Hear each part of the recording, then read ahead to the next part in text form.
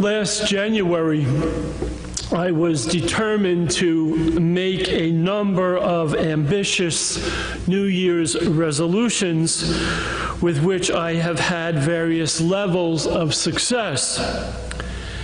One of my bolder goals was that I would commit to going to the gym 3 times a week and doing something at home at least one other day.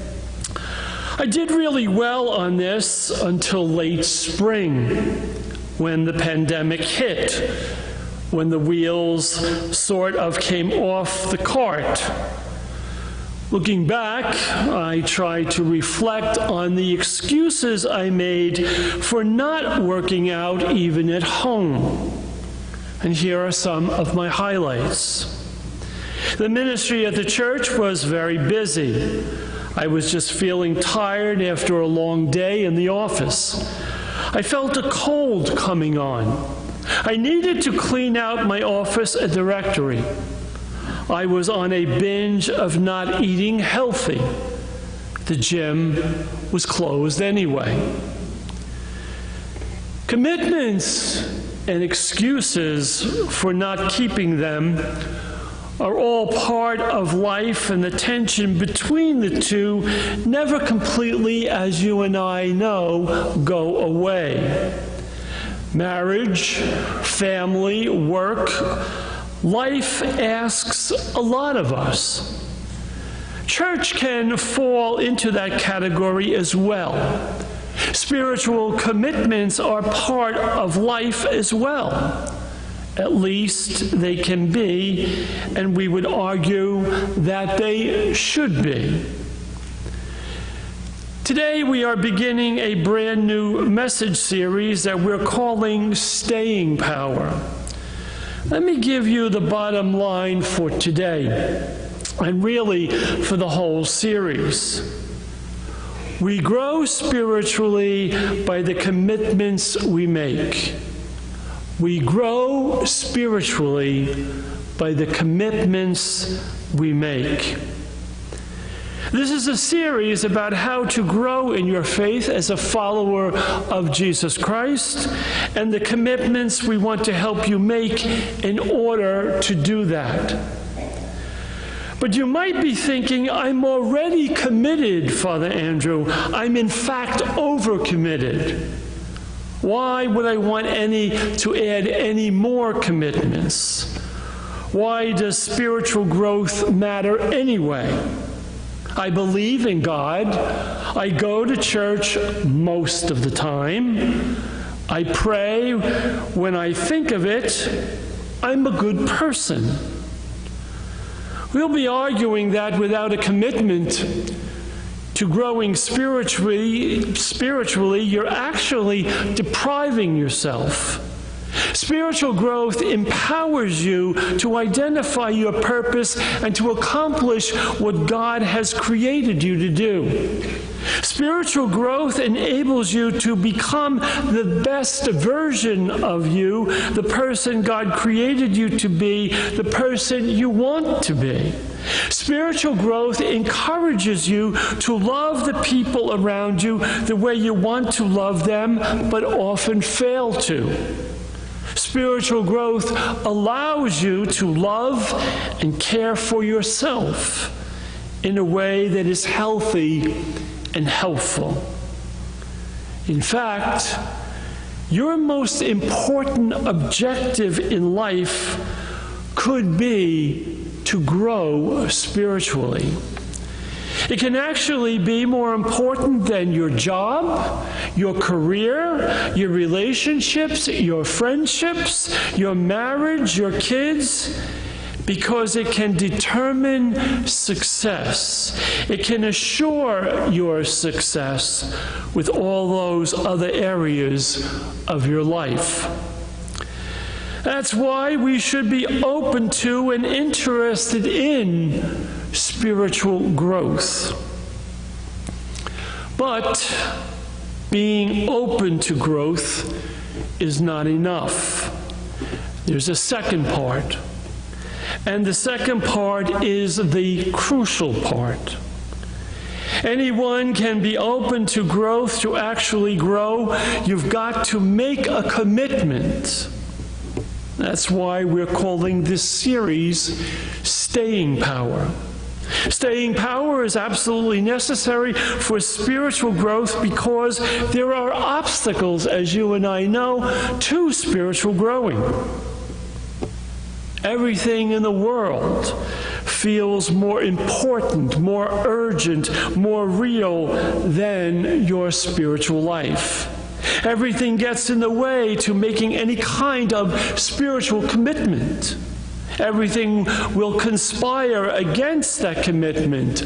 Work, kids' sports, family obligations, TV, Twitter. And the rest of the world doesn't really support, much less encourage, your spiritual growth. Every day, you and I know that we're inundated with information and encouragement, encouraging us to lose weight, get in shape, buy the new car, into that new style, finally take that vacation. Nobody is encouraging you to grow spiritually. Besides, it takes time. In the same way that you cannot accomplish anything worthwhile quickly, there is no microwaving your spiritual maturity. There are no shortcuts, there are no silver bullets to becoming the person God created you to be, the best version of you. Spiritual maturity requires a long obedience in the same direction. A long obedience. So, we're going to take some time to take a look at this. And to do it, we're going to look at a passage from the Gospel of Matthew. All this fall season, we're working out of Matthew. It is in the Gospels of Matthew and also Luke that we find most of the parables or stories Jesus used to teach his friends and followers. Once again, today we are looking at a parable that Jesus used to describe the kingdom of heaven, which is always a reference to Christ's rule on earth and the blessings that flow from his reign. In this case, Jesus is telling this parable again to religious leaders who are opposing him. Jesus again, in reply, spoke to the chief priests and elders of the people in parables, saying, "The kingdom of heaven may be likened to a king who gave a wedding feast for his son." Jesus says the kingdom of heaven is like a big party, a banquet given by a famous person. And this is the image or analogy that Jesus used over and over again. Often we don't want to commit to spiritual exercises because we find them too structured and we find them maybe too depressing. They have been experienced as boring and also bad. But that was never the case with Jesus when he described life with God. Instead, he chose to compare the spiritual life to a party.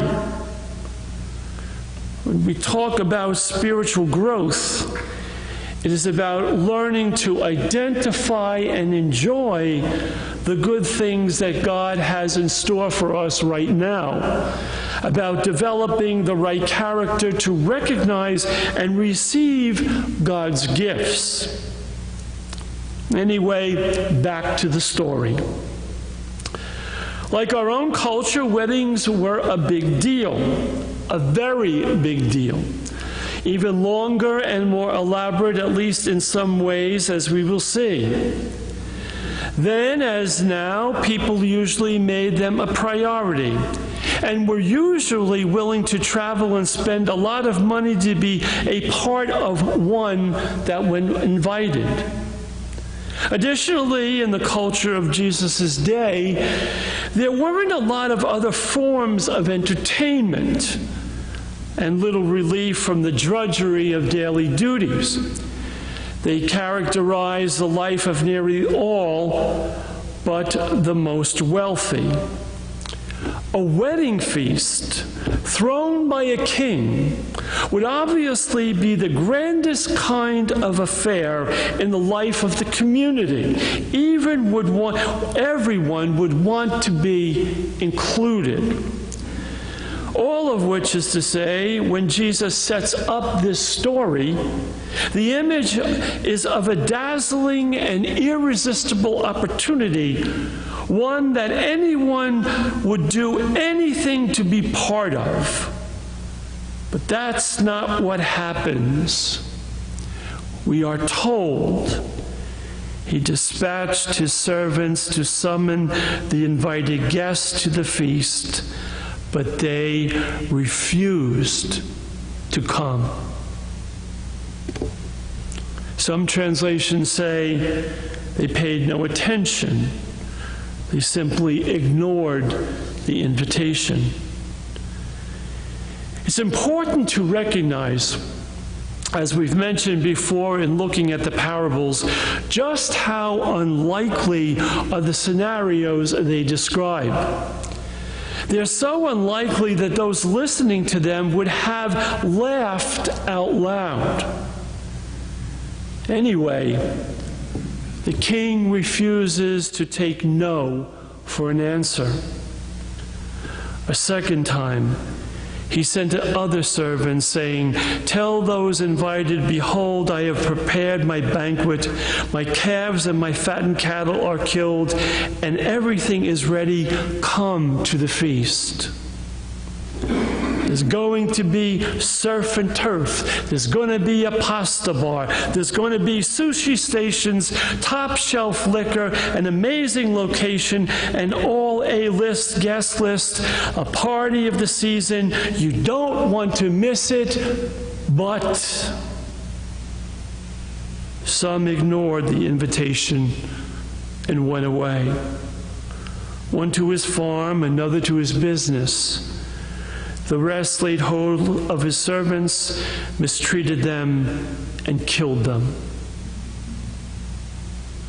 This is an absurd story, of course, but it is an allegory, a story in which all the characters and details represent something else, something real in life. And in this case, Jesus is summoning up the history of Israel and how they had historically ignored God's invitation and mistreated God's prophets. The story continues.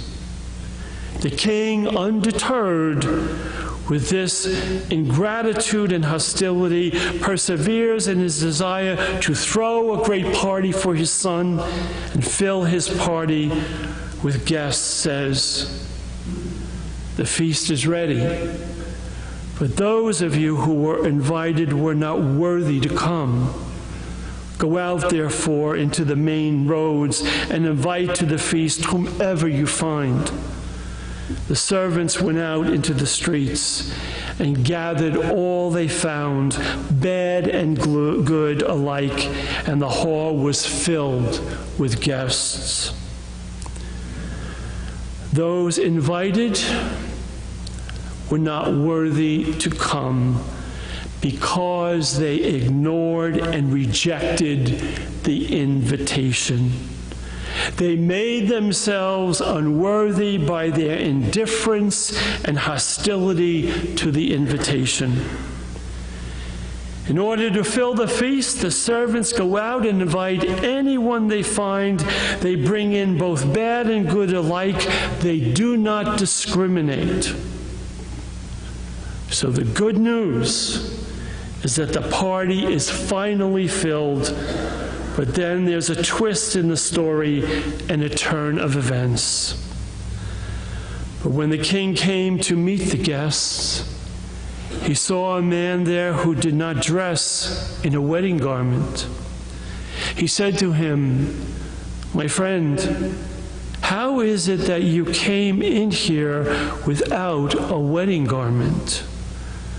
But he was reduced to silence. The implication here is that the king not only would have provided the feast for his guests, but would have also provided wedding clothes like party favors. This was sometimes a custom even among the elite, but would have been necessary for the guests at this banquet since they were brought in directly from the streets. Evidently, this is one particular guest refused to put on a new garment. And so the parable ends sadly. Then the king said to his attendants, "Bind his feet and hands and cast him into the darkness outside, where there will be wailing and grinding of teeth." Was he disinvited to the party just because he didn't like the way he was dressed? No. Because he refused to put in any effort whatsoever to participate in the feast. He refused to commit to the party in the simplest way possible by simply changing his clothes. He came as a consumer without commitment. And without any commitment, he doesn't really belong at the banquet. You can come to the party as a consumer. You just can't stay that way. God invites us to be part of his kingdom on earth, to be part of what he is already doing. And he even offers us the grace we need to accept the invitation and grow spiritually. But grace is not opposed to effort. In fact, it builds on our effort. As a church, we want to help you to do what we can do to help you be a follower of Christ. So over the next few weeks, we are going to look at the commitments we think are vital for spiritual growth. Those spiritual commitments are, and we have said them before, and you have heard them before: serving, treasure, engaging in a small group, practicing prayer and sacraments, and sharing your faith. And a great way to remember this is through the acronym STEPS. These are commitments we want to help you to make and keep in order to grow as disciples of Jesus Christ. And we're going to talk more about each of these steps over the course of this series. But not all at once. It's going to be a step-by-step process, and in no particular order. But really, the only step that we want you to take this morning is to commit to the series. Commit to this series. If you're not going to be here in person because you're traveling or whatever, you can join us online. You have 4 opportunities every Sunday, so it's super easy to keep that commitment. Remember, we're all invited to the party, and you can come as you are. You're just not supposed to stay that way.